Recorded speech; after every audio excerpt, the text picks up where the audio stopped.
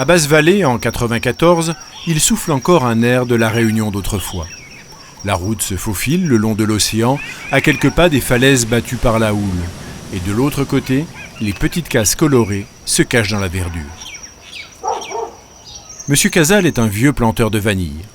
Ce jour-là, il partait dans l'une de ses parcelles pour s'occuper de ses lianes, un travail qu'il a appris tout petit.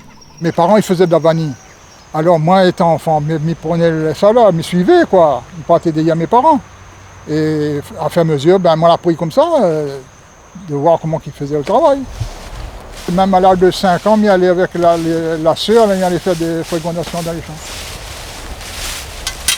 Ce sous-bois clair de fil à eau et de faux poivriers est idéal pour la vanille qui a besoin à la fois d'ombre et de lumière.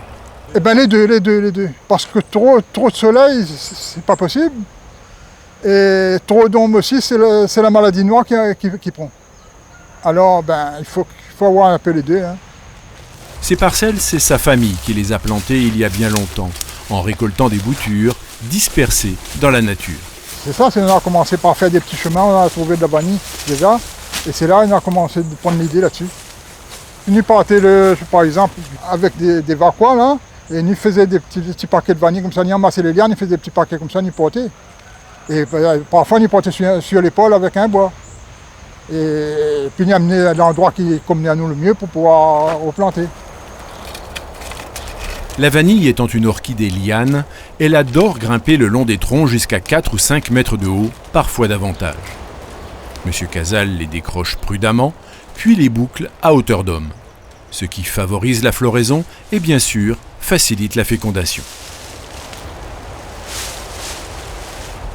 Pour ce vieux planteur qui soigne ses sous-bois avec un plaisir évident, il n'y a aucun doute. La vanille réunionnaise est un produit d'excellence. Disons que c'est peut-être un peu de fierté si je veux bien, mais pour moi c'est ça.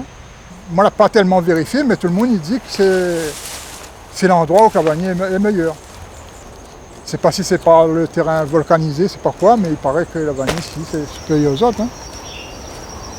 Aujourd'hui, il existe d'autres techniques de culture plus intensives et plus productives. Mais la vanille sous bois de Saint-Philippe, qui prend son temps dans les embruns du sud sauvage, demeure un produit hautement apprécié des amateurs comme des grands chefs.